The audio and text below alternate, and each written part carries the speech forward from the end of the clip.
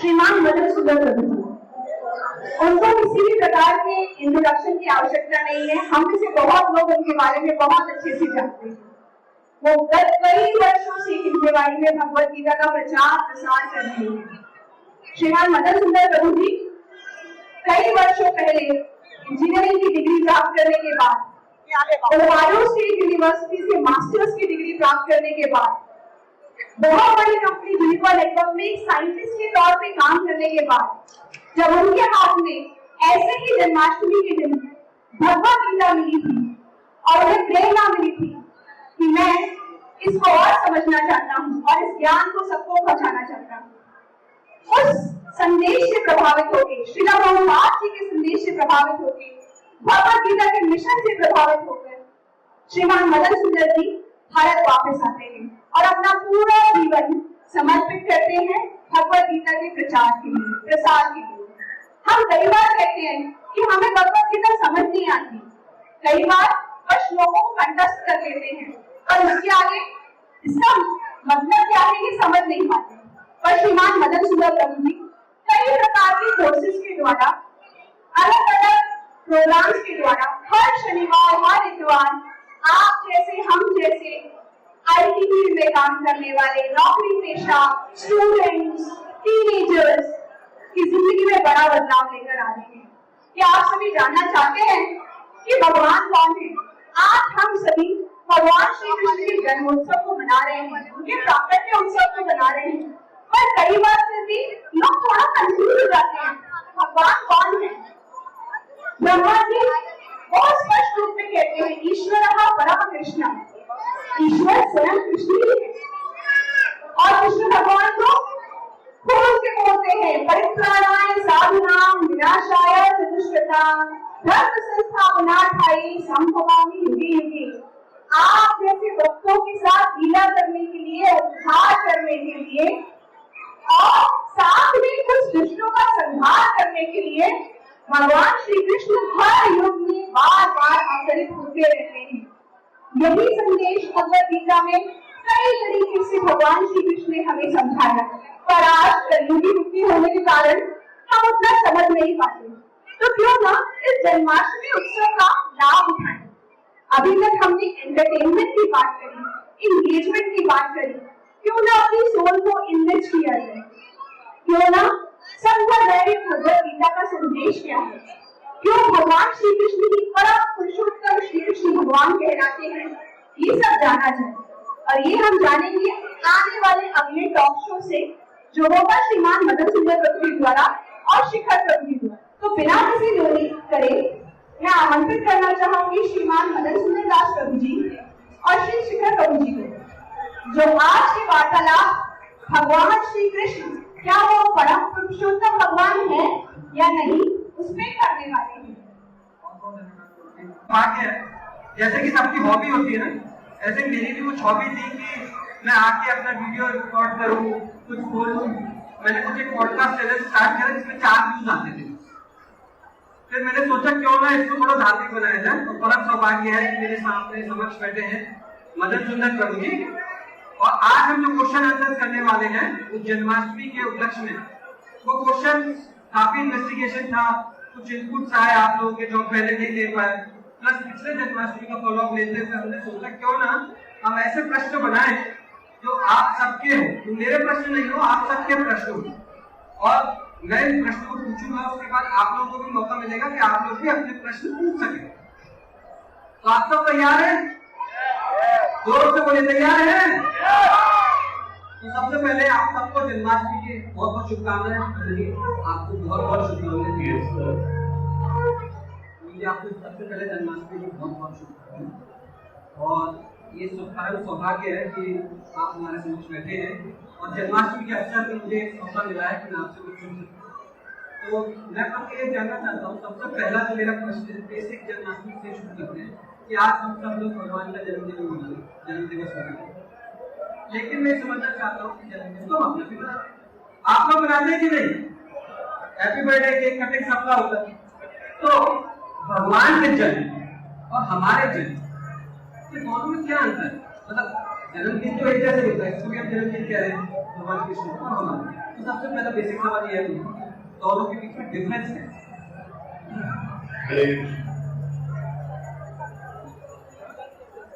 Once again, आप सभी का आज के इस 2025 कृष्ण जन्माष्टमी में मैं उत्तर देने से पहले संक्षिप्त में एक शासन दूंगा। आप लोग मेरे पीछे अगर चाहें बात हो सकते हैं। आंखें बंद करके 3 लंबी सांसें लीजिए। In the meantime, fill off the breath. Everyone together, please put your hands. Close your eyes. Take a deep breath.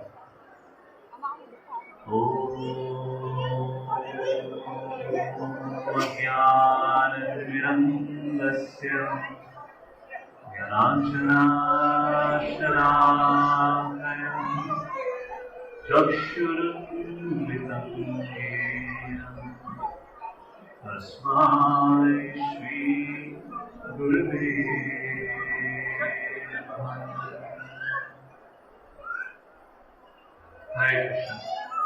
तो शेखर जी के द्वारा सबसे पहला प्रश्न पूछा गया है। आज जन्माष्टमी का अवसर है। 5000 साल पहले भगवान श्री कृष्ण अवतरित हुए और हम तब से लेकर आज तक भगवान का जन्मदिन मनाते हैं। हमारे जीवन का एक्सपीरियंस है, जब तक हम इस शरीर में रहते हैं तो कुछ लोग हमें गलती से याद कर लेते हैं। जन्मदिन के कॉपी करे हुए मैसेज फॉरवर्ड हो जाते हैं या चैट जीपीटी से रिक्वेस्ट करके एक बर्थडे मैसेज बन जाता है, परंतु मृत्यु के बाद कोई जन्मदिन का दिन याद नहीं करता। तो भगवान का कैसे? देखिए 2 चीजें, लेकिन इसके 4 कारण हम देख सकते हैं। सबसे पहली चीज, भगवान के प्रकृति को या भगवान के आज जन्माष्टमी का अवसर है उसको अपीयरेंस डे कहा जाता है, मतलब आविर्भाव, प्राकट्य दिवस। हमारे जन्म को जन्म कहा जाता है, जन्मदिन कहा जाता है। इसमें अंतर क्या है? प्राकट्य का मतलब है जैसे कि कोई व्यक्ति नीचे खड़ा है और मैं उसको ऊपर बुलाऊंगा तो कहूंगा he has come over here or he has appeared here। जैसे कि सूर्य उदय जब होता है we say sun has appeared, सूर्य देवता अपीयर हुए हैं on this horizon। और रात को जब सूर्य से छुपते हैं तो कहते हैं sun has disappeared। पर हम सुबह उठ के ये नहीं कहते कि सूर्य का जन्म हुआ। तो शास्त्रों के दृष्टिकोण से सबसे पहली चीज जो बताई गई है वो यही है, भगवान अपीयर होते हैं, अवतरित होते हैं, आगे जन्म लेते हैं। इसलिए कृष्ण भगवद गीता में कहते हैं संभवामि आत्मा माया, मैं अपनी इच्छा के अनुसार प्रकट होता हूँ।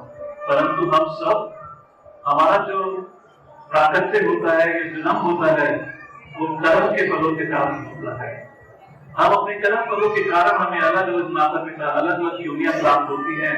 ये दूसरा कारण है, ये दूसरा अंतर है भगवान के प्रकट और हमारे जन्म में। और तीसरा, जब भगवान प्रकट होते हैं, जैसे कि आप सब जानते हैं, वासुदेव और देवकी के 8 संतान, 6 संतान कंस के द्वारा मारे गए। जब 7वीं संतान का विषय था तो डॉक्टर्स के अनुसार देवकी गर्भवती थी, परंतु कुछ दिनों के बाद जब वही डॉक्टर दोबारा देवकी को देखने गए तो वो हैरान रह गए। उनको लगा कि यार वह गर्भ में बालक ही नहीं। और कंस ये सुन के बड़े विचलित हो जाते हैं। उनको लगा है ये 7वें पुत्र के संग क्या हुआ, क्या गर्भ में ही वे बच्चा मारा गया? अगर मारा गया जो अगला बच्चा पैदा होगा 7वां होगा या 8वां होगा। इस भय के कारण कंस बहुत विचलित रहने लगा।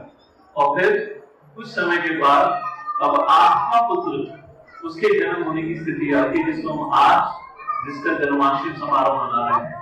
तो क्या होता है, उस रात से कई दिन पहले जब भगवान श्री कृष्ण देवकी के हृदय में प्रकट होते हैं तो देवकी का शरीर बहुत तेज से चमचमाने लगता है। जैसी ये खबर सैनिकों के पास पहुंचती है, वही सैनिक कंस के पास दौड़े दौड़े जाते हैं, कंस को बताते हैं कि इस बार जो देवकी जन्म लेने वाली है ये कुछ विचित्र है, ये अद्भुत है। देवकी के हृदय और मन से हर प्रकार का भय खत्म हो चुका है। तो कृष्ण के प्रकट होते ही देवकी निर्भय हो जाती है, परंतु वही भय देवकी का हृदय छोड़कर कंस के हृदय में बैठ जाता है और प्रतिदिन प्रति रात उस 8वें संतान के सोच में, चिंता में विचलित रहने लगता है। और फिर होती है आज रात की बात, जब कृष्ण अवतार लेते हैं, प्रकट होते हैं। तो बताया गया है, इसको कहा जाता है अष्टमी का दिन, रोहिणी नक्षत्र था, बारिश का मौसम था। बारिश के मौसम में सारी नदियां गंदी होती हैं, परंतु जब कृष्ण प्रकट हुए तो नदी में निर्मल पानी था। रात का समय था, रात के समय में केवल एक जीव जागता है। वैसे आज दो जागते हैं, एक IT क्राउड जिनका देखने शुभ रहता है, और दूसरा जो नेचर के दृष्टिकोण से देखा जाए उसको कहते हैं उल्लू। परंतु जब भगवान श्री कृष्ण के प्रकटने का समय आया तो उस समय अलग अलग प्रकार की चिड़िया मधुर गीत गा रही थी, 20 मधुमक्खी पर हमें, और रात को 12 बजे उसी लेक से कमल खिल के उठ रहा था। बारिश के मौसम में आधी तूफान होती है, परंतु उस रात बड़ी कोमल हवा चल रही थी। और इस सब होने के बाद देवकी से प्रकट होते हैं एक छोटा सा बालक, और फिर वसुदेव उनके दर्शन लेते हैं। उनके चरणों पर नजर पड़ती है तो चरणों पर लालिमा छाई हुई है। उनके चरणों से ऊपर चलते हैं तो उन्होंने एंकल पैरस पहनी हुई है, और जब उनके कानों पर पहुंचते हैं तो उस बालक ने पीले कलर के वस्त्र धारण करे हुए हैं, और जब उनकी कमर तक आते हैं तो कमर पर सोने की एक बेल्ट बनी हुई है। और फिर वे जब नाभि का दर्शन लेते हैं, वो इतनी डीप थी जैसे कि समुद्र से ज्यादा डीप। वासुदेव को ऐसा लगता है कि जैसे पूरा का पूरा ब्रह्मांड इस बालक की नाभि में समा जाए। फिर वे जब छाती की तरफ जाते हैं तो उस बालक की छाती पर एक बहुत बड़ा हार था, और इस हार के लेंथ एक मणि लगी हुई थी जिसको कौस्तुभ मणि कहते हैं। और केवल इतना ही नहीं, उस बालक की छाती से एक सोने का एक कहते हैं बाल सा निकला हुआ था, जिसको कहते हैं लक्ष्मी का निवास था।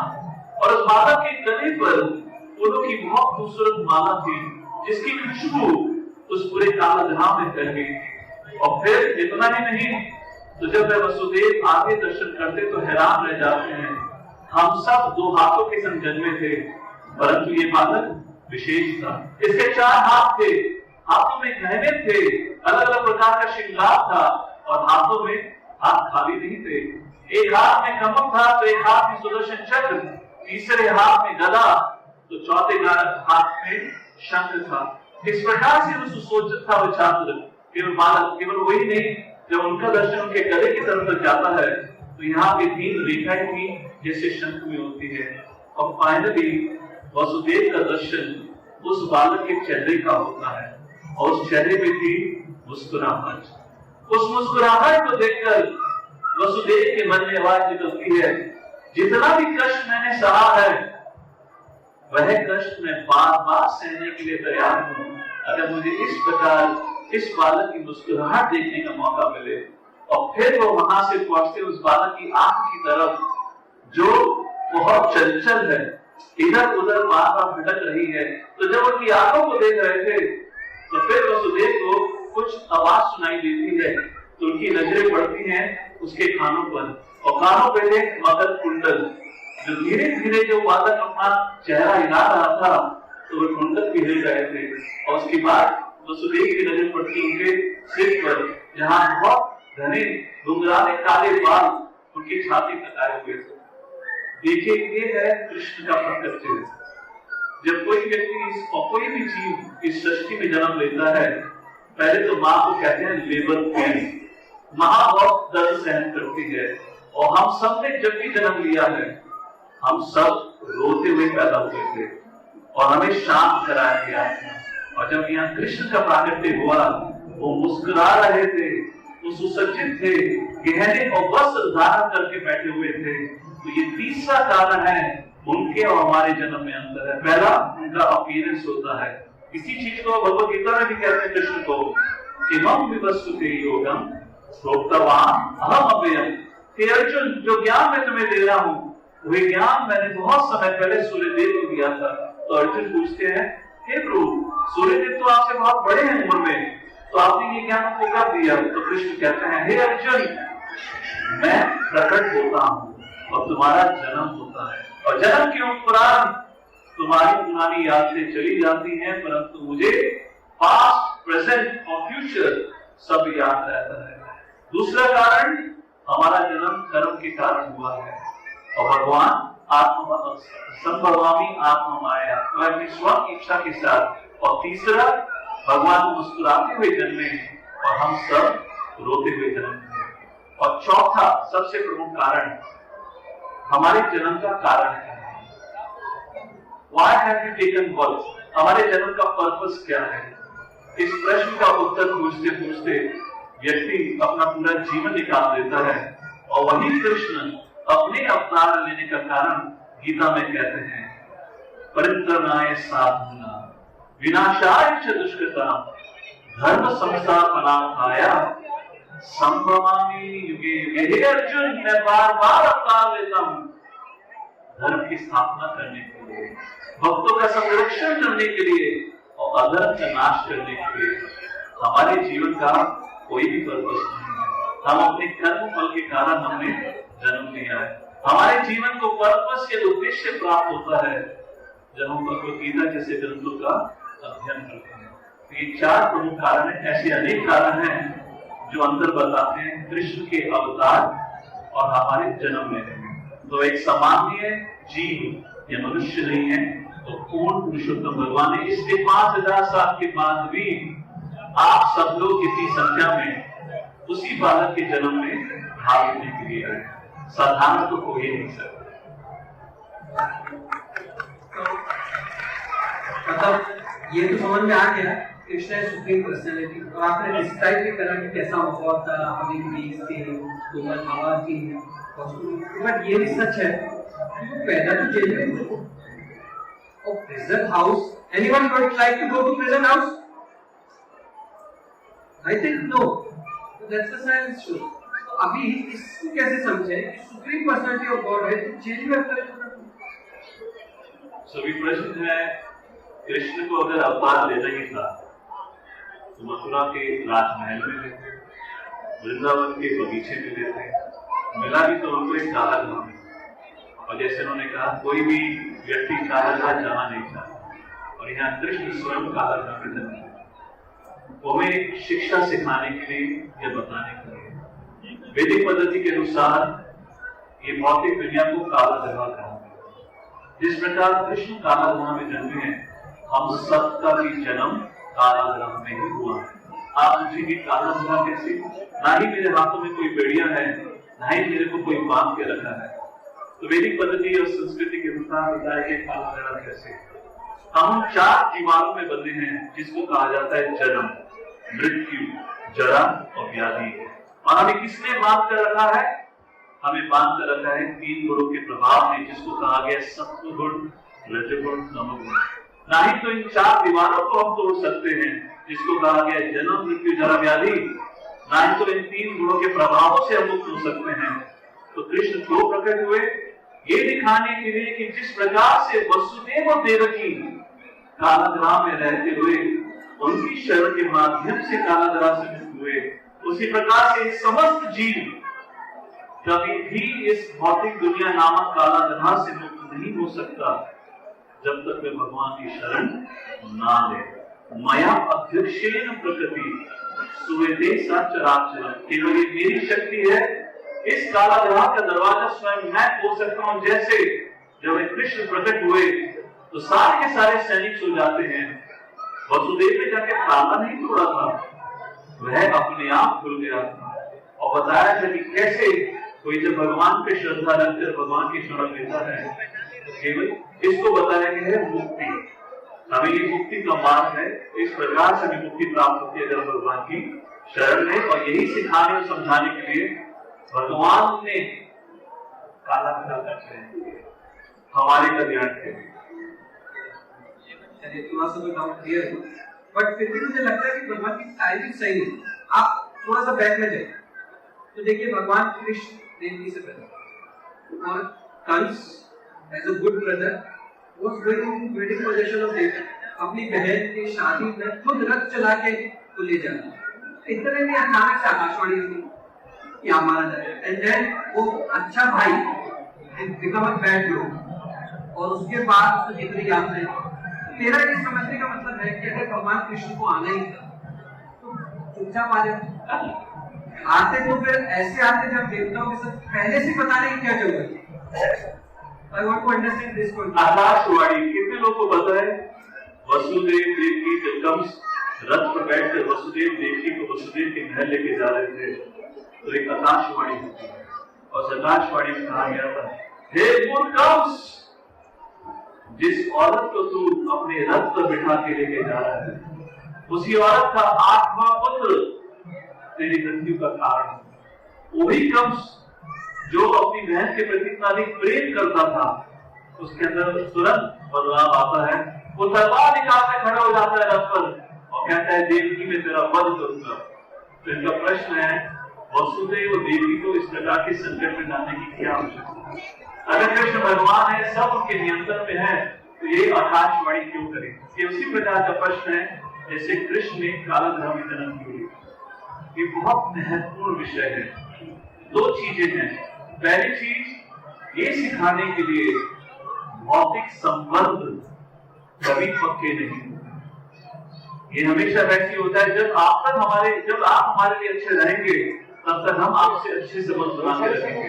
पर जब मुझे आपसे मेरे जीवन में कोई संकट मिलेगा, चाहे वो बहन का संबंध हो, भाई का संबंध हो या माता पिता का संबंध, मेरा कोई प्रेम नहीं है, क्योंकि सबसे अधिक प्रेम मेरे स्वयं के शरीर के लिए है। ये पहली सच्चाई। और दूसरी सच्चाई इससे और भी अधिक महत्वपूर्ण है। तो सीन क्या है? रथ पर कौन बैठे हैं? वसुदेव देवकी। रथ का सारथी कौन है? कंस। क्या चल रहा है यहाँ पर? वैदिक पद्धति के अनुसार, वैदिक संस्कृति के अनुसार हमारे शरीर को रथ से तुलना करी गई है। हमारे शरीर की रथ से तुलना करी गई है। उस रथ में कौन विराजमान है? इस शरीर की रथ में आत्मा के रूप में हम विराजमान हैं। और उस रथ का साथी कौन है? तो ये समझाने के लिए, चाहे आपका रथ या शरीर कितना ही अच्छा क्यों ना हो, पर अगर साथी मूर्ख है तो चाहे रोड खाली क्यों ना हो, एक्सीडेंट होकर ही रहेगा। तो आज की संस्कृति में रथ पर बहुत जोर दिया जाता है, मतलब शरीर के पालन पोषण पे बहुत जोर दिया जाता है। गलत नहीं है, परंतु उस चक्कर में साथी कौन है उस पे जोर नहीं दिया जाता। परंतु वैदिक संस्कृति में रथ मतलब शरीर के साथ साथ साथी पर भी जोर दिया जाता है कि साथी कौन है हमारे जीवन का। केवल ये पहला इंसिडेंट नहीं है जहाँ रथ पर वसुदेव और देवकी बैठे थे और कुछ हुआ था। इसी प्रकार एक और अनोखा रथ का सीन आता है, वह है कुरुक्षेत्र का युद्ध भूमि। तो प्रश्न उठाया जा सकता है कि जब भगवान को भगवद गीता का संदेश देना ही था तो महल में बैठे, एसी रूम में बैठे, जहां गारंटी थी प्रवचन के बाद प्रसाद मिलेगा, ना ही तो एसी रूम था, ना ही प्रसाद की गारंटी थी। और यहाँ पे इतने संकट के माहौल में रथ पर बैठ के, जहां अर्जुन रथ पर बैठे हैं और उस रथ के साथी कौन है? कृष्ण। और वहां पे भगवान श्री कृष्ण अर्जुन को संदेश देते हैं। और अर्जुन की स्थिति क्या थी? उसका मन बड़ा विचलित था, उसको नहीं पता था सही क्या है गलत क्या है। और कृष्ण वहां पे उपदेश देकर अर्जुन के माध्यम से हमें बताते हैं, आपके जीवन का साथी कौन है? Don't think about the chariots, think about the साथी। आपके जीवन का साथी कौन है? अगर हमारे जीवन में हमारे जीवन का साथी सही है तो रब निश्चित रूप से हमें हमारी गति की तरफ लेके जाएगा। जब हमारा सारा ध्यान इस रथ को संभालने में होता है, ज्यादातर हम ये भी भूल जाते हैं हमारे जीवन की गति क्या है। परंतु जब हमें हमारे साथी पर भरोसा होता है, वही साथी हमें हमारी गति तक लेके जाते हैं। तो सोचिए, भगवान श्री कृष्ण ये कैसे सहन कर सकते थे? कृष्ण अर्जुन के साथी और कृष्ण के माता पिता वसुदेव और देवकी और उनके साथी बनते कंस जैसा अधर्मी। ये तो कृष्ण कभी भी सहन नहीं कर सकते थे। इसलिए आकाशवाणी के माध्यम से कंस को उस रथ से उतारा गया ताकि वसुदेव और देवकी के रथ का पालन और साथी एक सही धार्मिक पुरुष कर सके। तो इसी प्रकार इस कहानी से भगवान सिखाना चाहते हैं हमें अपने रब के साथ साथ हमारे जीवन का साथ भी हमें मार्गदर्शन कौन करता है उसके बारे में भी सोचना। बहुत धन्यवाद प्रभु जी। हमें ये ऐसा करें तो हमें सोचा ही नहीं था कि rath is our body and that sarathi is our soul.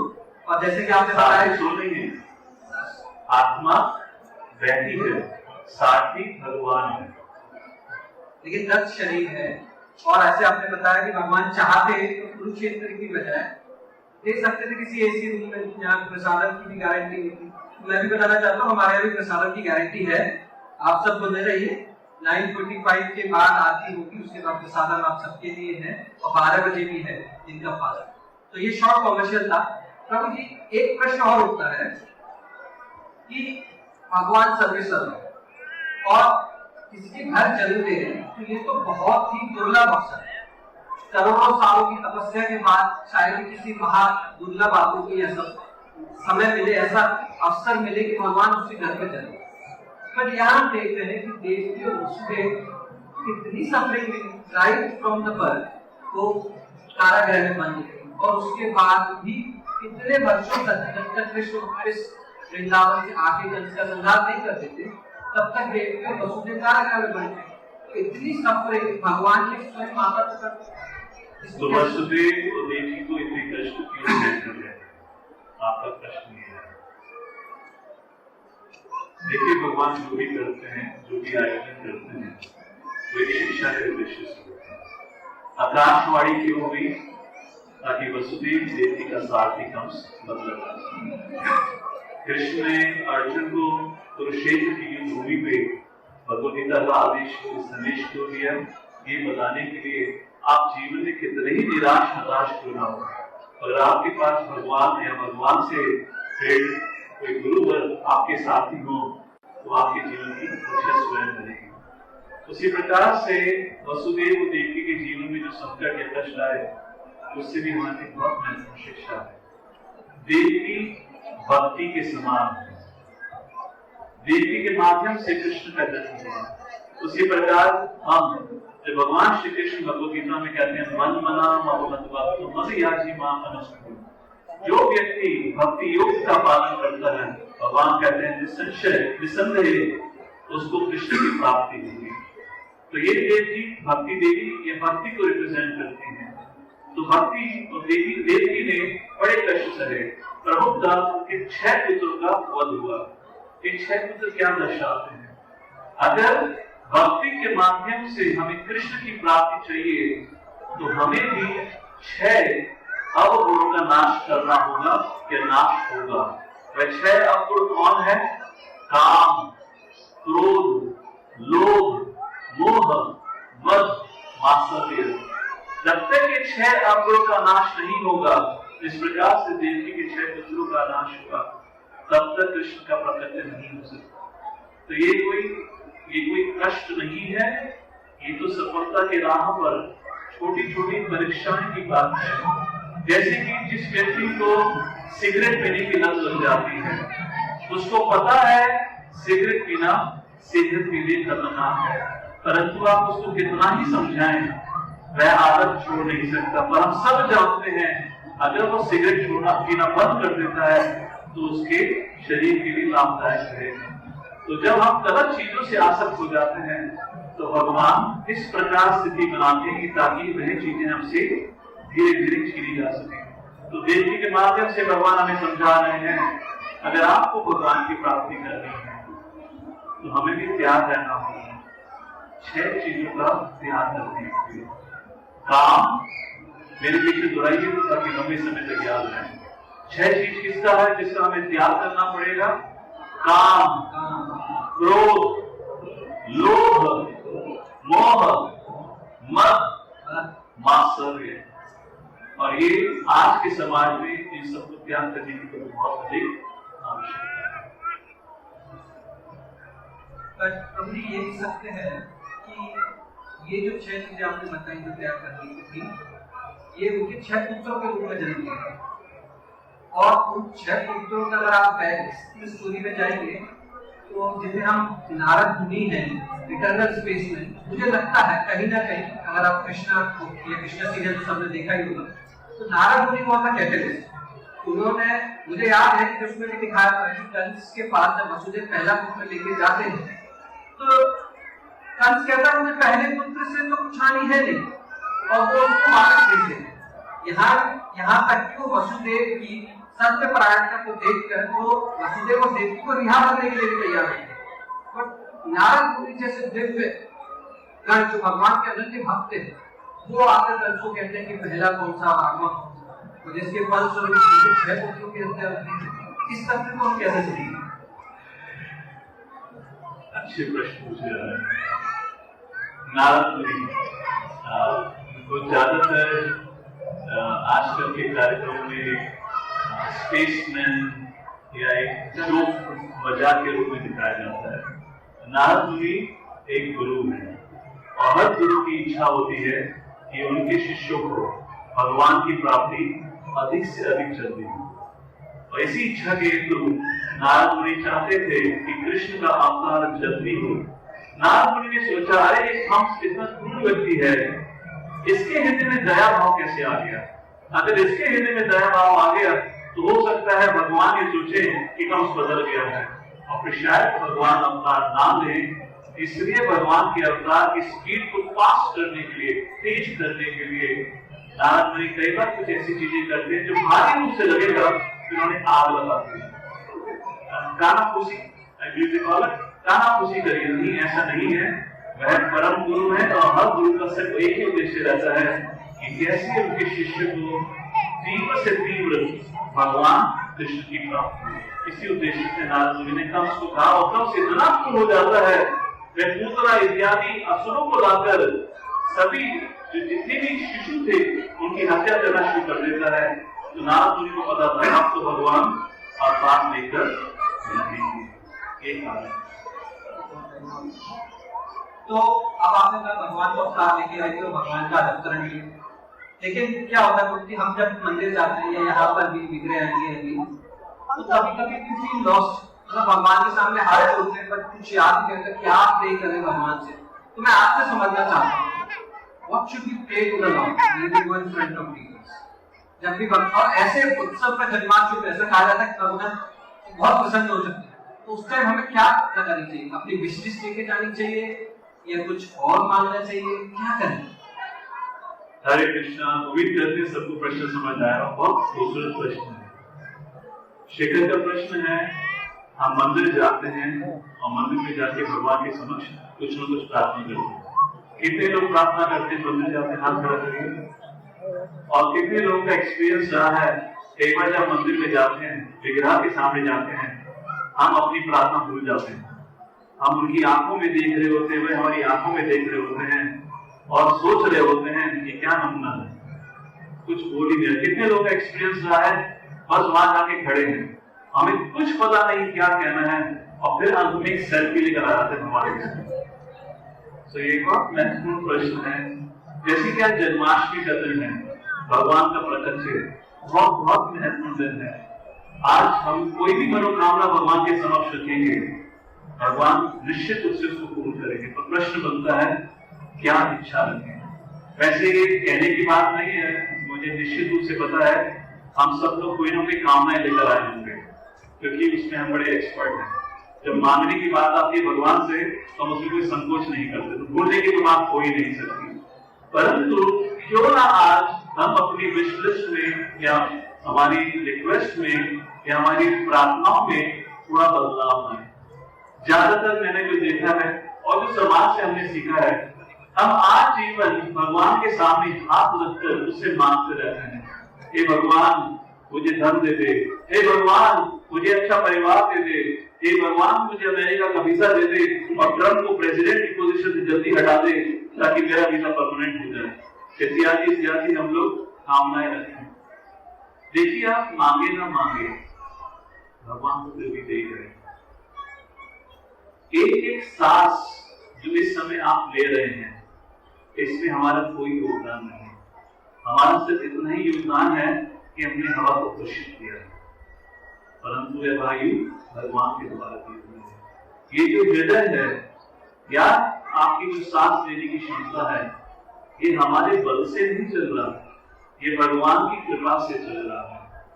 प्रतिदिन सूर्य का उदय होना ये किसी नासा या इसरो के द्वारा कंट्रोल नहीं है, ये भगवान के द्वारा कंट्रोल है। वातावरण का बदलाव होना या हमें खाने के लिए अन्न की प्राप्ति होना, भगवान तो हमारे जीने के लिए वैसे भी सब कुछ दे रहे हैं। उसी चीज को बार बार मांग कर हम जो हमें मौका मिला है उसको हम व्यर्थ कर देते हैं। उदाहरण के रूप में कहा जाता है, कहानी आती है, जंगल से राजा जा रहे थे और रास्ते में एक वृद्ध औरत मिलती है। उसके हाथ पे, उसके कंधे पर बहुत सारा लकड़ी का ढेला था, वो उसके कंधे से गिर जाता है। राजा की नजर पड़ती है, बूढ़ी औरत थी, तो वह राजा उस औरत से कहता है, हे माते, लगता है आपका जीवन बड़े कष्ट में बीत रहा है, मांगिए, आप मुझसे क्या मांगेंगे, मैं आपकी संपूर्ण इच्छा पूर्ति करूंगा। आप सोचिए, आप जैसे हम जैसे विद्वान होते, उनको बोलते थे हिंजेवाड़ी में एक गुंठा 1000 स्क्वायर फीट, हिंजेवाड़ी में जमीन बहुत महंगी हो गई है, 5 गुंठा जमीन दे दो। हे भगवान, कि फिलहाल मेरी इच्छा चल रही है अभी आपकी इच्छा बड़ी हो सकती है। सो अपनी अपनी इच्छा के अनुसार मांगते। पता है तुरंत औरत ने क्या कहा, हे राजन, बस एक छोटी सी इच्छा है, ये जो लकड़ी का ढेर है इसे रुकवाकर मेरे इस कंधे पर रखवा दीजिए, ये कंधा थक गया है। सोचिए, उसने मांगा भी तो क्या मांगा। अगर वो किसके लिए लेकर जा रही थी, अपने पालन पोषण के लिए। अगर वो कह रही थी, राजन, मैं चाहती हूँ कि आज से आप मुझे अपनी माता का दर्जा दें, तो वह राजा उस औरत का पालन पोषण आजीवन करेगा, क्योंकि हमें पता ही नहीं किससे क्या मांगना है। हम छोटी छोटी घिसी हुई वही प्रार्थनाएं करते रहते हैं और भगवान सोचते रहते हैं। ये मूर्ख इतने दुर्लभ समय निकालकर मेरे पास आया है, मांग वही रहा है जो तुझे अपने कर्म के फल से वैसे भी मिलने वाला है। तो क्या मांगना चाहिए आज के जैसे पावन अवसर पर, या कभी भी आप भगवान के समक्ष जाएं, भगवान आज तक और हमेशा के लिए हमारा संरक्षण और सेवा करते रहेंगे। क्यों ना आज हम पहली बार भगवान से कहें, हे प्रभु, आजीवन अनेक अनेक जन्मों से आप हमारा पालन पोषण करते आए हैं, कृपा करके आज हमें आप मौका दें अपनी सेवा करने का। आप कृपा करके हमारा मार्गदर्शन करें, जिससे हमारा आपके संग प्रेम में संबंध दोबारा से एस्टैब्लिश हो सके। हे प्रभु, मेरे मन को शांत करें, मेरे मन में उठे अलग अलग विकारों को, द्वेष भावना को, क्रोध को नाश करें। मेरे मन में प्रेम की भावना, समाज के प्रति प्रेम की भावना दें। ये प्रार्थना है जो भगवान से मांगनी चाहिए, और जिसको सुनकर भगवान को भी आनंद आएगा कि कुछ मांगा है। तो सबसे पहली प्रार्थना, हे प्रभु, कृपा करके हमें अपनी सेवा का मौका दें। जहां आज मैं बैठा हूं, सिर्फ इसी प्रार्थना के कारण बैठा हूं। यही प्रार्थना श्री प्रभुपाद जी ने 1966 की उन्होंने एक रिकॉर्डिंग में बताई थी कि जब भगवान के समक्ष जाके हमें क्या मांगना चाहिए। जब मंत्र या हरे कृष्ण मंत्र का उच्चारण करते हैं, उसका अर्थ क्या होता है, हे माते श्रीमती राधा रानी, हे पिता भगवान श्री कृष्ण, कृपा करके आप हमें अपनी सेवा में लगाएं। अगर सोचिए भगवान सबका पालन पोषण कर रहे हैं, तो क्या अपने सेवक का पालन पोषण नहीं करेंगे? अरे जब सबका पालन पोषण कर रहे हैं, तो सेवक का तो हमारी सोच से बढ़कर भी पालन पोषण करेंगे। हमारे मन में ये संदेह नहीं होना चाहिए, ये श्रद्धा होनी चाहिए। और इस प्रार्थना के साथ हमें भगवान के समक्ष आना चाहिए। तो मांगने की बात होती, लेकिन बर्थडे का मौका है, बच्चों बर्थडे जाते हो ना, तो बर्थडे पार्टी में क्या करते हैं, गिफ्ट देते हैं। तो प्रभु जी, आज के अवसर पर मांगना तो चलिए आपने बता दिया, लेकिन हम भगवान को देख कर सकते हैं। What should be offered to the lord on this occasion? आज जन्माष्टमी के अवसर पर हम आए हैं, उनका जन्मदिन है, what should be offered? I mean ये सबका प्रश्न तो उठता ही होगा। ओके, शिखर की रात के आज जन्मदिन का अवसर है, जन्माष्टमी का अवसर है। तो हम जन्माष्टमी के अवसर, या जब भी आप अपने समाज में बर्थडे सेलिब्रेशन में जाते हैं, यूनिवर्सिटी में जाते हैं, तो एक गिफ्ट लेकर जाते हैं। तो आज के अवसर पे हम भगवान को क्या गिफ्ट दे सकते हैं? आप में से कोई बताना चाहेगा? अगर आप सोच सकते हैं तो क्या कर सकते हैं, क्या गिफ्ट देना चाहेंगे? कहने में कोई हर्ज नहीं है, but think out loud. What can you give as a gift, और what can you bring as a gift? क्या भगवान तुमको गिफ्ट दे सकते हैं? कोई और इस तरह से जब तक वो उत्तर दे रहे हैं. ओके माता जी, यस. भगवान को हमें सबसे पहले अपना अहंकार देना चाहिए. उन्होंने हमें जन्म दिया, सब कुछ दिया है, और हम सोचते हैं कि मैं कर रही, मेरे से हो रहा है. मुझे अपना अहंकार बहुत सुंदर, बहुत सुंदर. धन्यवाद, धन्यवाद. मुझे अहंकार से मुक्त करें. जैसे जन्म न्याय दे. हम भगवान को क्या गिफ्ट दे सकते हैं? मुझे ऐसा लगता है कि इस समय में भगवान को हमें अपना क्रोध गिफ्ट में देना चाहिए, और महादान बोलते ही हैं. तो अगर ऐसा किसी के प्रति कुछ है कि कुछ ग्रज है या ये है, तो हम बोल सकते हैं कि भगवान मेरे मुझे माफ करा, जो कि बहुत कठिन काम है. भगवान को फिर भी हम अपनी सेवा में लगाए रहते हैं. हे प्रभु, मुझसे क्रोध छीन लो, मुझसे काम वासना छीन लो, तभी भी उनका सेवा में लगाए रहे. और नहीं कोई और एक पीछे हाथ है, खड़े हो जाइए. तो 2-3 लोग के पीछे गेट अप क्विकली. आपके पास माइक आ जाएगा. तो भगवान को आप क्या गिफ्ट दे सकते हैं? पहली बात है, हम भगवान को क्या दे सकते हैं? भगवान को गिफ्ट देने की बात है तो बात ये है जिसमें किसी की चीज की कमी हो तो कुछ दिया भी जा सकता है. जो सब चीज का ईश्वर है, मालिक है, आप उसको एक साधारण सा जीव, चाहे वो देश का प्रधानमंत्री हो, चाहे वो देश का सबसे रईस आदमी क्यों ना हो, भगवान तो सब धन लक्ष्मी के मालिक है. तभी तो कहा जाता है लक्ष्मी नारायण. उनको क्या दे सकते हैं? फिर भी जनता जो देना चाहती है तो सुनेंगे. यस प्रणाम प्रभु जी. मुझे लगता है कि भगवान को हमें अपने आप को पूर्ण समर्पण कर देना चाहिए, कंप्लीट सरेंडर कर देना चाहिए. यही सबसे बड़ा गिफ्ट होगा हमारे भगवान की शरणागति. धन्यवाद, बहुत बढ़िया. धन्यवाद. और कोई one or two answers? Which person of mine? Can we have a spotlight? प्रभु जी, हमें नाम जप को करना चाहिए. क्या करना चाहिए? नाम जप. नाम जप करना चाहिए. Okay, thank you. And the last, आपके आगे जो बैठे हुए हैं जिनका हाथ उठा हुआ है. यस यस, खड़े हो जाइए. आपका भक्ति देना चाहिए. भक्ति देना चाहिए. धन्यवाद. यहाँ पे आपके दूसरे दिन बिना अलग माइक अलग माइक बच्चे को. यस, मुझे लगता है कि अपनी सेवा गिफ्ट में देना चाहिए. अपनी सेवा. हाँ, मतलब हम जितना दया सर्विस दे सकते हैं. भगवान की सेवा करिए. हाँ हाँ हाँ. ये ऐसे आंसर है जनरली जब हम ऐसी चर्चा कर रहे थे ऐसे आंसर आते हैं. उम्मीद करते हैं यहाँ के बाहर जाके कि आप इन चीजों पे ध्यान देके पालन करेंगे. सच्चे मन से बोलिए आप क्या भगवान को. हाँ, हम ऐसा बड़ा गिफ्ट हो गया बॉय. फोकस करिए. यस, हमारा तो बड़ा गिफ्ट है. क्या बना है? हमारे जन्माष्टमी के लिए कृष्ण को बड़ा गिफ्ट है. क्या देना चाहिए? Okay, alright. नेक्स्ट, आपको जन्माष्टमी में पार्टिसिपेट करना है. कल्चरल एक्टिविटी में पार्टिसिपेट करना चाहिए. अच्छा, cultural activity parts. Yes, mother will be here.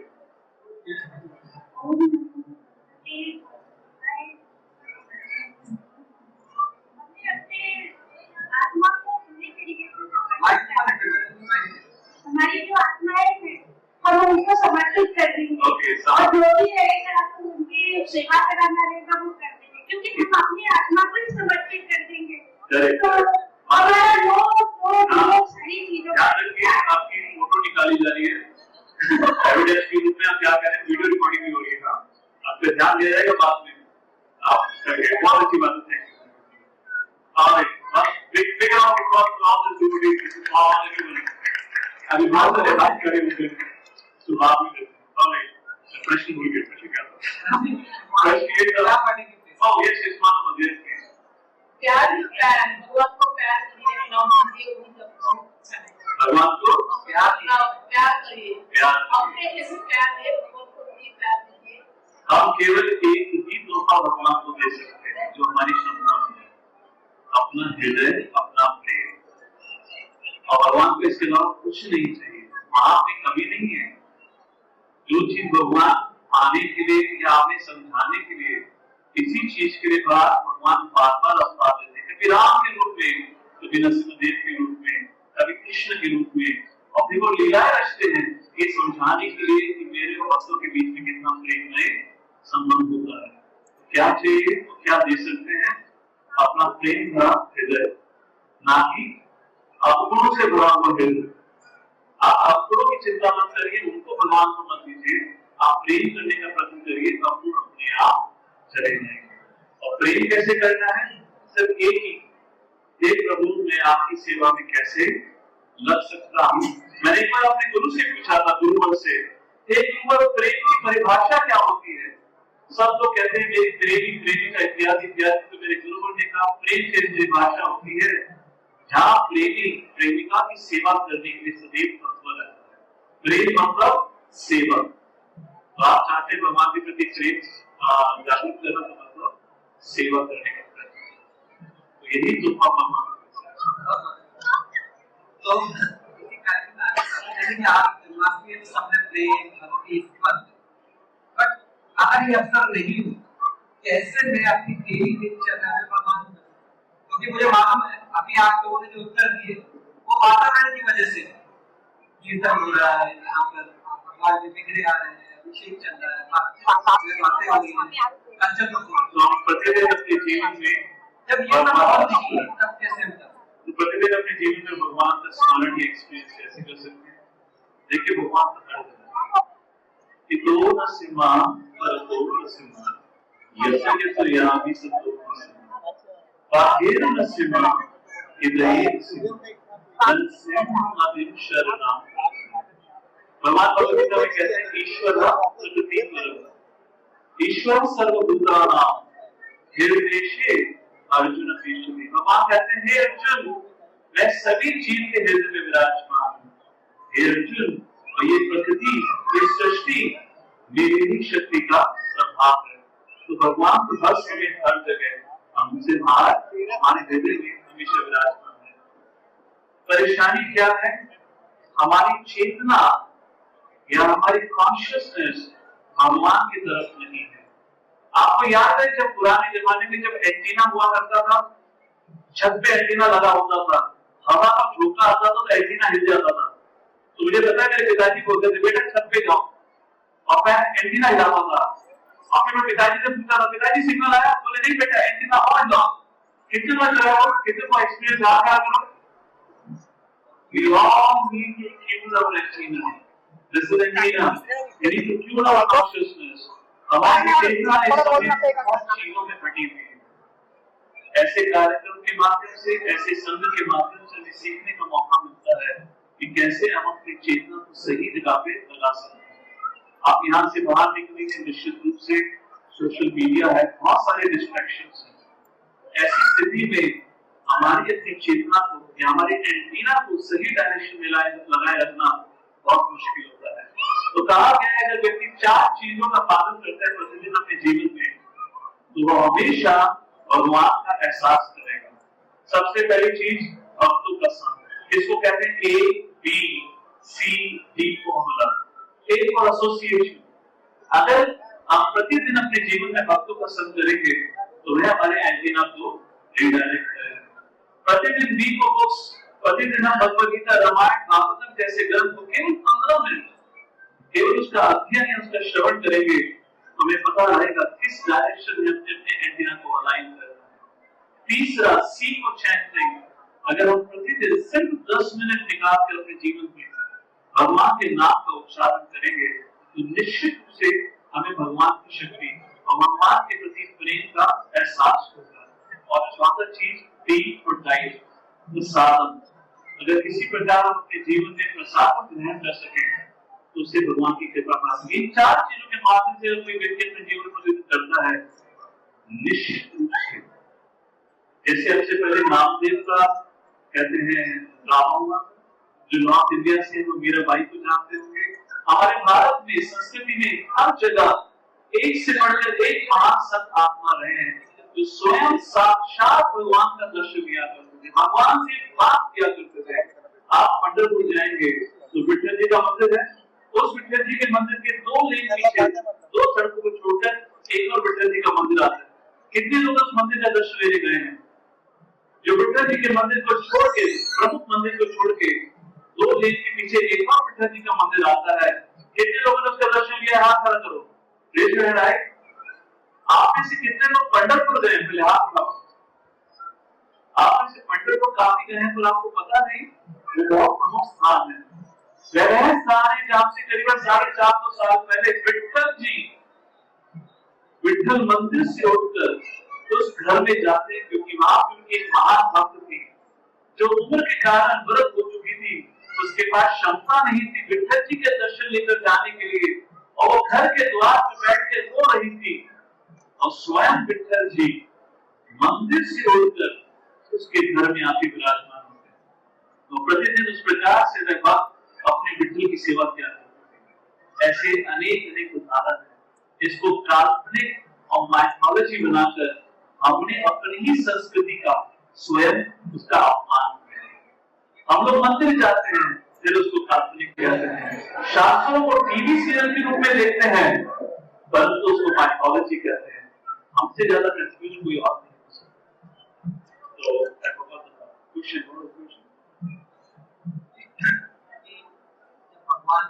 तो भगवान का एहसास प्रतिदिन कैसे कर सकते हैं, उसके लिए 4 चीजों का हमने बताया।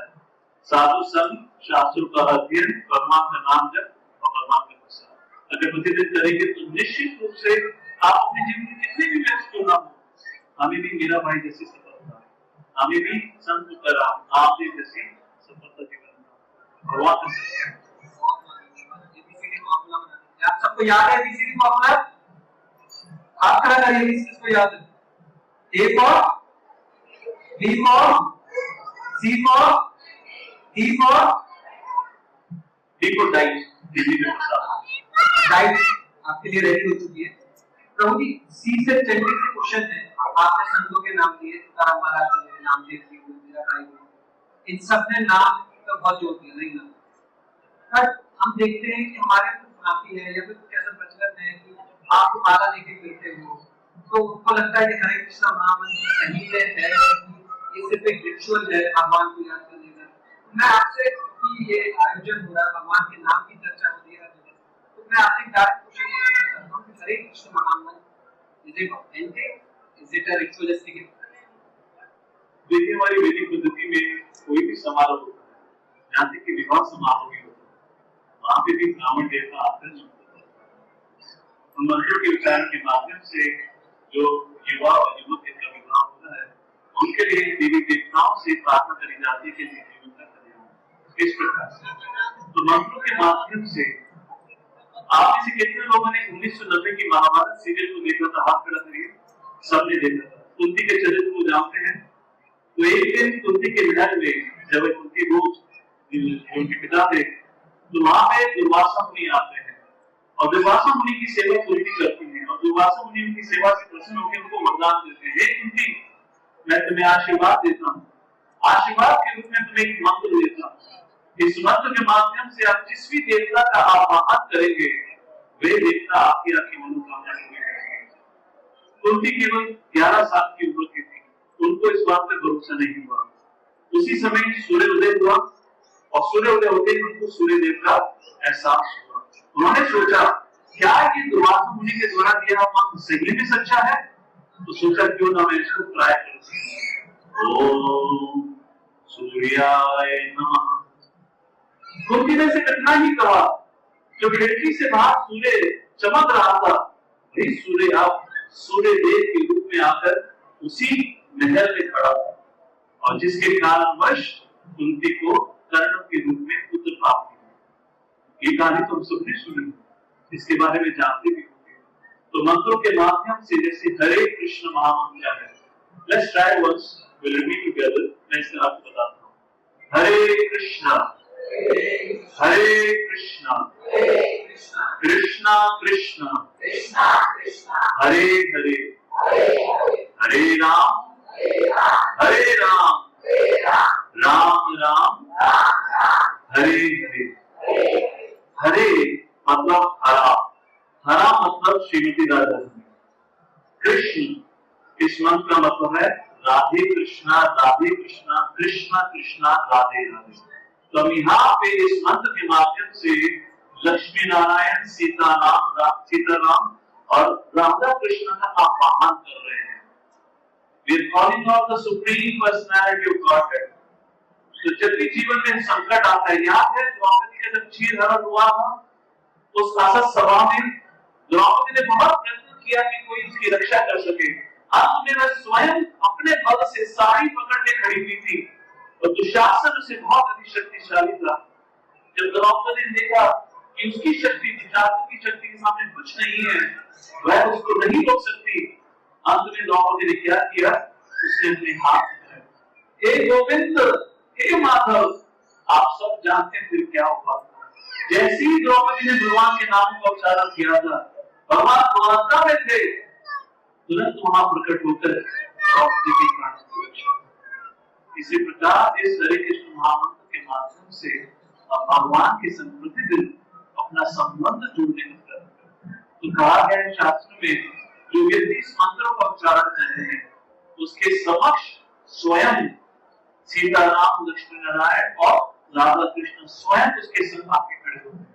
परंतु हमारा एंटीना अभी गलत डायरेक्शन, उसको धीरे धीरे एबीसीडी फॉर्मूला के माध्यम से अलाइन करना है।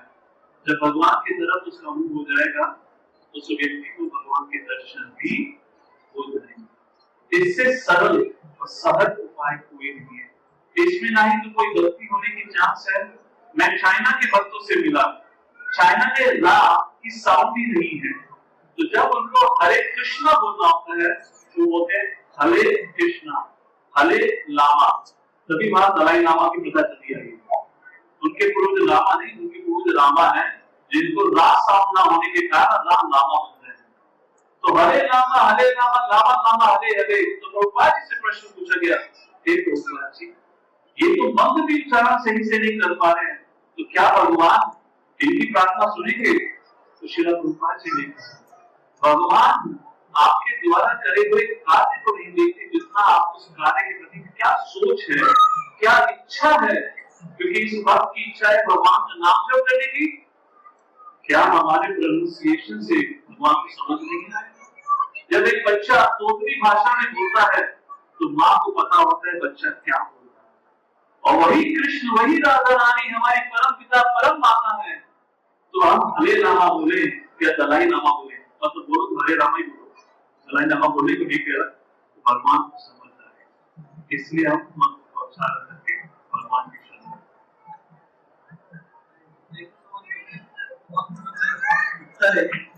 और इससे आपने उदाहरण दिया है, मैं रियली कनेक्ट कर पाता हूँ। मुझे मालूम है जब छोटी थी तो क्या बोलती थी, मेरी भाषा सुनती थी। बहुत बहुत धन्यवाद। मैं जानता हूँ समय हो रहा है, मैं एक और संक्षिप्त में प्रश्न पूछना चाहता हूँ। आपने कहा नाम जप करें, प्रेयर करें, बट हमें कैसे पता चलेगा कि भगवान हमारी प्रार्थना सुन रहे हैं? लॉर्ड हियरिंग अवर प्रेयर्स, ये कैसे? एक बहुत इंटरेस्टिंग क्वेश्चन। कितने लोगों के मन में कभी संशय आया है क्या भगवान मेरी प्रार्थना सुनते हैं? आप हाँ, मुझे बेहद है। जिन ने प्रार्थना करी होगी उनके मन में संशय आया होगा क्या भगवान मेरी प्रार्थना सुनते हैं? देखिए द्रौपदी की प्रार्थना सुना, जब अर्जुन ने कृष्ण से प्रार्थना करी तो कृष्ण ने उसकी प्रार्थना सुनी। अभी इसके बाद महाभारत का ड्रामा रहेगा। उस महाभारत के ड्रामा में आप देखेंगे एक ऐसी उत्तरा जो अभिमन्यु की पत्नी थी, वह कृष्ण की शरण में जाती तो कृष्ण ने उनकी भी प्रार्थना सुनी। भगवान प्रार्थना सबकी सुनते हैं।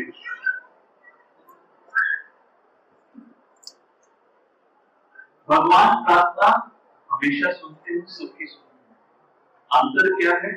हम भगवान से प्रार्थना करते हैं, उस प्रार्थना के साथ साथ हमारी अपेक्षा होती है कि भगवान इस प्रकार मेरी इच्छा पूरी करे।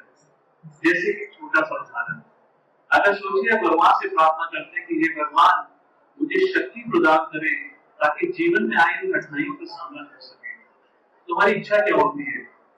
कोई अगर बॉडी बिल्डर से इंस्पायर है तो सोचेगा कि भगवान मुझे बॉडी बिल्डर बना दे। भगवान मुझे अलग अलग कठिनाई को सामना करने की क्षमता दे, इत्यादि इत्यादि। या भगवान मेरे जीवन में सारी कठिनाइयां ही खत्म कर दे। जब भगवान से हम कठिनाई का सामना करने की प्रार्थना करते हैं, परंतु भगवान क्या करते हैं, भगवान हमें हमारी क्षमता पैदा करने का मौका देते हैं आपके जीवन में और कठिनाई देकर, ताकि आपके अंदर छुपे हुए उस क्षमता का एहसास आप स्वयं कर सकें। जैसे कि छोटा बालक जब चलने की क्षमता रखते हुए भी नहीं चलना चाहता है, तो बार बार माँ बाप से प्रार्थना करता है कि मुझे गोदी में लो। माँ बाप क्या कहते हैं, नहीं, आप धीरे धीरे चलकर आओ। बच्चा रोता है, गिरता है, यदि माँ बाप क्या करते हैं, उस बच्चे से दूर चलते हैं, क्योंकि जब तक वह गिर कर उठेगा नहीं, अपने पग पर चढ़ने का प्रयत्न नहीं करेगा, तो वो चलना नहीं सीख पाएगा। हम स्वयं अपने जीवन में अपने परिवारजनों के साथ किसी प्रकार प्रेम का आदान प्रदान करें। परंतु जब भगवान की बात आती है, तो भगवान से कहते हैं, हे प्रभु, आपको हमारी इच्छा हमारे टर्म्स एंड कंडीशन में पूर्ण करनी है। अगर आप मेरी टर्म्स एंड कंडीशन में पूर्ण नहीं करोगे, या तो आपका अस्तित्व नहीं है, या किसी और धर्म की शरण में। इसीलिए तो धर्म पलायन होता है। लोग सुनते हमारे देवी देवता, हमारे भगवान सुन नहीं रहे हैं, हम कहीं और जाके दरवाजा खटखटाएंगे क्योंकि वो सुनेंगे नहीं। ऐसा भगवान हमारे परम पिता परम माता है, और हमारे कल्याण हेतु सब करेंगे जिससे हमारा कल्याण हो। ना कि जब एक छोटा बच्चा जिसको सर्दी लगकर बीमार पड़ा है और उसको एक आइसक्रीम का स्टॉल नजर आए, तो बच्चा क्या करेगा, रोने लगेगा, मुझे आइसक्रीम चाहिए। पर जो माँ बाप है, जिसके शुभ चिंतक हैं, उसको कभी भी वे आइसक्रीम नहीं देंगे। क्यों? क्योंकि उनको पता है उस बच्चे के लिए क्या अच्छा है। उसी प्रकार हमें ये विषय समझना है, भगवान हमारे परम पिता है और वे हमेशा हमारा कल्याण चाहते हैं, ना कि हमारी हट को पूरा करना चाहते। जो हट को पूरा करती है, उनकी हट को पूरा करते हैं। इसलिए बार बार इतिहास में उदाहरण आते हैं कि असुर इतने शक्तिशाली हो जाते हैं, परंतु जब पूर्ण पुरुष तो भगवान की बात आती है, व्यक्ति कितना भी हटी क्यों ना हो, भगवान हमारी हट को पूरा नहीं करेंगे, हमें मौका देंगे हमारी क्षमता को बढ़ाने के लिए। इस प्रकार भगवान हमारी बातों करेंगे। तो आपने इससे पहले personal rapid fire question. So this is rapid fire round. I want to ask you questions, but आपको समय नहीं मिलेगा। 30 सेकंड में आपको सोचना है, then you can explain the answer. This is a rapid fire round.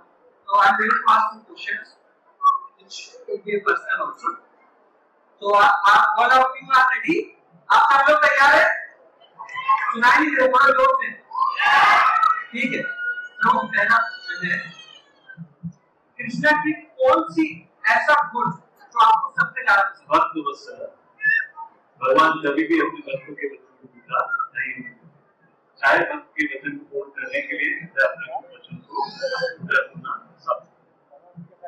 दूसरा प्रश्न है कि आप पर्सनली कैसे कनेक्ट करते हैं कृष्णा से डे टू डे लाइफ? भगवान से प्रतिदिन संबंध जोड़ने का सबसे सरल तरीका है भगवान का नाम। हरे कृष्णा कृष्णा कृष्णा हरे हरे, हरे राम राम राम हरे।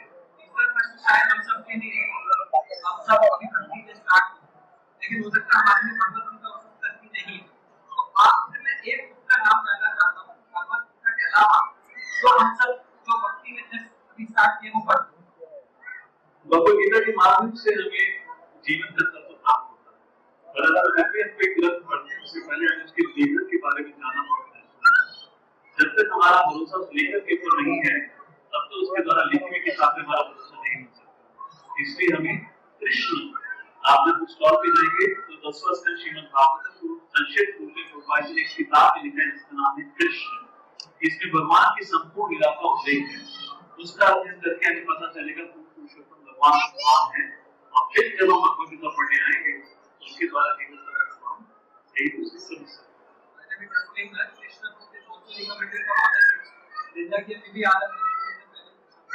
इनफैक्ट आप में से कितने पेरेंट्स हैं यहाँ पे हाथ खड़ा करिए, कितने माता पिता हैं यहाँ पे जब हाथ खड़ा करिए। So Krishna book would be the best book. आप रात को अपने बच्चों को सुनाने से पहले उस कृष्णा बुक को as a bedtime story अपने बच्चों के सिर्फ 15-20% सिद्धि शैलजन इत्यादि को छोड़िएगा, वरना वो या तो जासूस निकलेगा या कैदी निकलेगा। तो अगर आप कृष्ण किताब पढ़ेंगे तो कृष्ण का मार्गदर्शन करते हुए अर्जुन के समान आपको चयन करना है, दुर्योधन चाहिए घर में या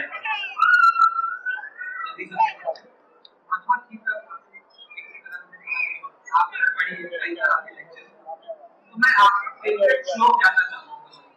पत्रम पुष्पम फलम तोयं यो में भक्त्यात्। ये क्यों फेवरेट है? क्योंकि भगवान इतना सरल कर देते हैं। भगवान कहते हैं मेरी सेवा करनी है, कैसे सेवा कर सकते हो?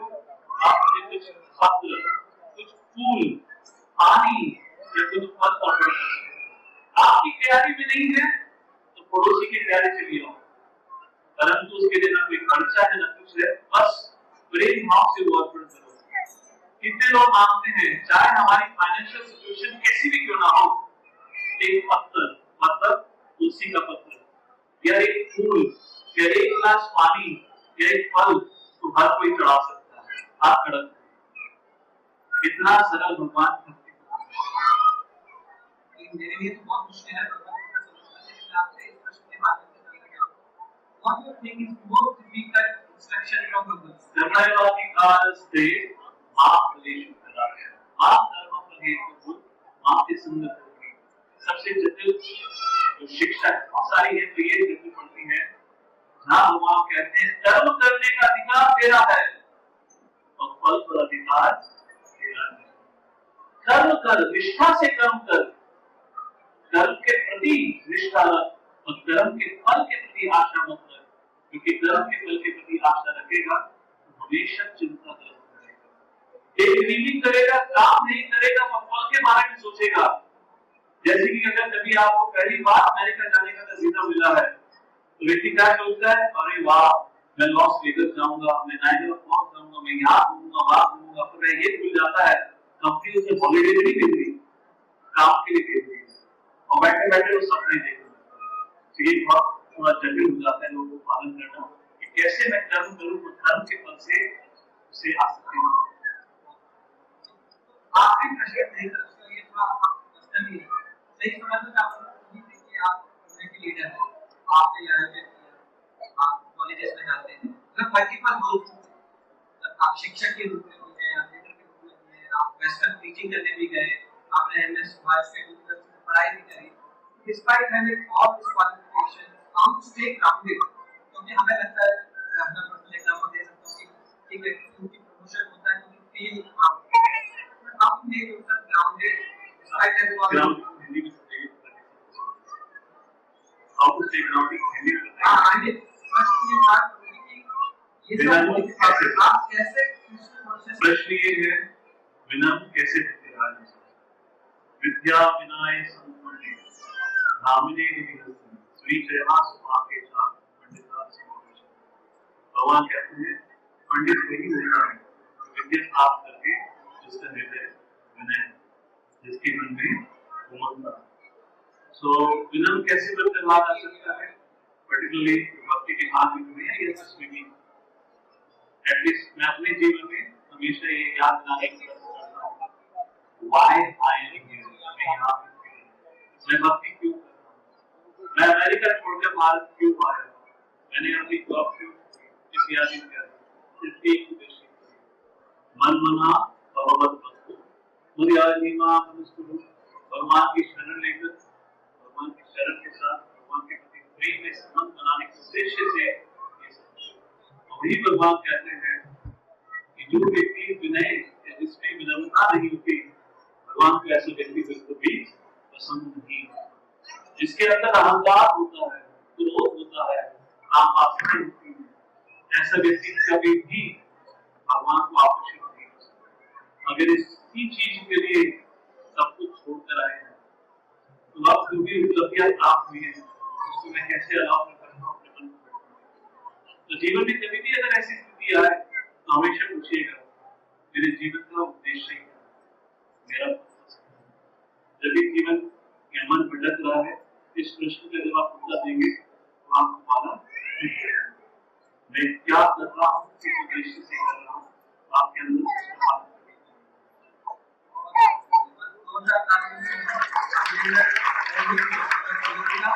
इन्होंने मुझे एक दो प्रश्न और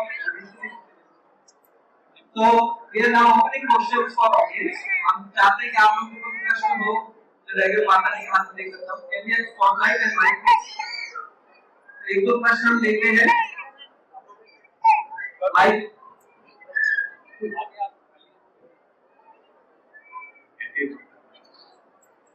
दो माइक एक इधर एक पीछे लगे माइक पर करिए हमें भगवान से कोई इच्छा नहीं रखनी चाहिए, कोई इच्छा नहीं रखनी चाहिए भगवान से। भगवान के समक्ष सबसे महत्वपूर्ण इच्छा को प्रकट करना चाहिए कि आपकी सेवा में लगेगा। ये नहीं अच्छा पर धन रोटी कपड़ा मकान की इच्छा मत रखिए, तो वैसे भी मिल जाएगी। जो नास्तिक व्यक्ति है उसको भी मिलना है, तो जब उनको भी मिलना है तो इच्छा मांगने का मतलब नहीं क्या है। लेकिन फिर भी मेरी अभी मैंने कहा ना कि मेरी एक इच्छा है तो अभी बहुत पूरी नहीं हुई है कि मेरी फैमिली में हम लोग 5 मेंबर हैं, तो मुझे छोड़ के कोई नहीं करता, उसको कैसे करें कि वो पूरा भगवान से प्रार्थना करिए मेरे परिवार में भगवान उनकी कृपा से बनाए और भगवान की भक्तों की प्रार्थना करें कि उनके परिवार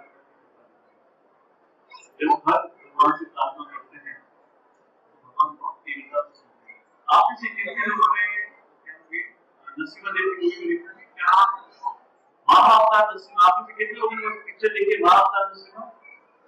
तो आपने उस पिक्चर में देखा होगा नरसिम्हा देव किसके लिए प्रकट हुए थे? प्रहलाद महाराज के, क्योंकि प्रहलाद महाराज ने कहा था, हिरण्यकशिपु ने पूछा क्या इस खंभे में तेरा भगवान है? उसको पूरा भरोसा था क्योंकि कंस्ट्रक्शन के समय खड़े होकर बनवाया था, खंभा खाली था, तो 2 बार पूछा पक्का मेरा भगवान इस खंभे में है? प्रहलाद ने कहा यस, क्योंकि प्रहलाद ने कहा भगवान इस खंभे में है, भगवान इस खंभे से है। तो अगर हमारी प्रार्थनाओं में इतनी क्षमता नहीं है, हमें ऐसे भक्तों को शरण लेनी चाहिए, उससे प्रार्थना करनी चाहिए कि वे हमारे परिवार के साथ भगवान अपने भक्तों की प्रार्थना को कभी भी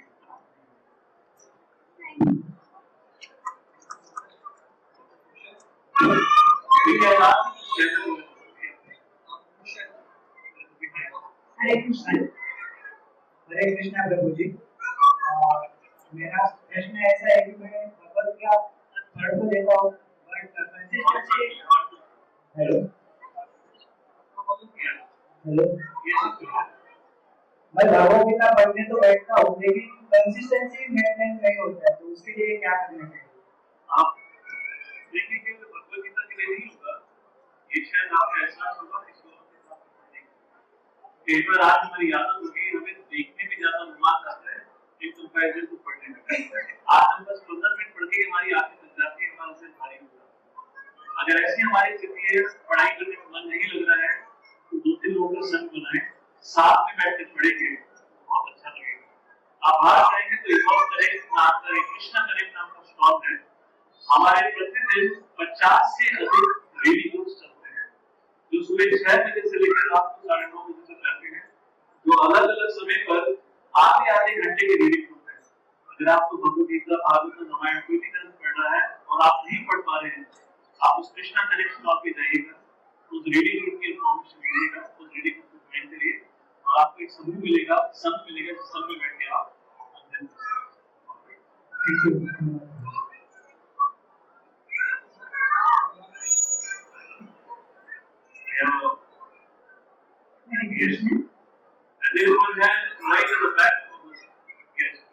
मेरा प्रश्न ये है कि जब भी हम भगवान को याद करने लगते हैं हमारे मन में अनेक संकल्प आते हैं और वो जब संकल्पों में हम लोग अपने उसी विचारों में अपने आप को ढूंढ कर लेते हैं, तो हमारा जो मकसद है ईश्वर के साथ जुड़ने का, वहां पे वो ही विघ्न बन जाता है। उसको हम किस तरीके से वो विचारों को रोके और अपने आप को ईश्वर से जोड़े?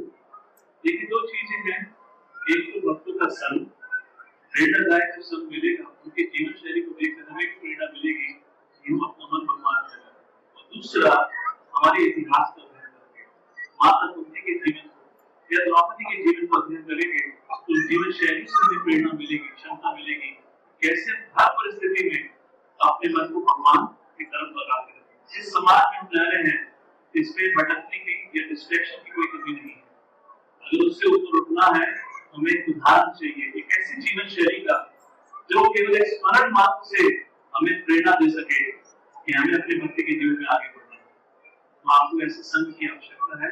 अगर ऐसा संघ आपके पास उपलब्ध नहीं है, तो रामायण महाभारत जैसे शास्त्रों का अध्ययन करके उन कैरेक्टर्स का संग लीजिए, तो आपको क्षमता प्राप्त होगी। हरे कृष्णा। मेरा एक जनरलाइज क्वेश्चन है, ये पर्सनल नहीं है। मैं थोड़ा सा कुछ चीजों में कंफ्यूज होता हूँ कि एक व्यक्ति दूसरे व्यक्ति को मार देता है, ठीक है। अभी सभी को पता है कि हर एक की उम्र कितनी है, कौन कब मरेगा, ये भगवान ने ऑलरेडी निश्चित किया हुआ है। तो अभी जब एक व्यक्ति दूसरे को मार देता है तो एक व्यक्ति को सजा, थोड़ा धीरे धीरे होगी समझने में। एक व्यक्ति दूसरे व्यक्ति को मार देता है तो मर्डर को लेकर थोड़ा आगे तो है। Hello, yes. तो हर एक की मृत्यु ऑलरेडी निश्चित है कि इस समय होगी। तो एक व्यक्ति दूसरे को मार देता है तो एक को सजा हो रही है, तो उसको सजा क्यों हो रही है अगर उसकी मृत्यु उसी टाइम पे ऑलरेडी डिसाइडेड है? मैं मतलब मेरा इसी तरीके से क्वेश्चन है।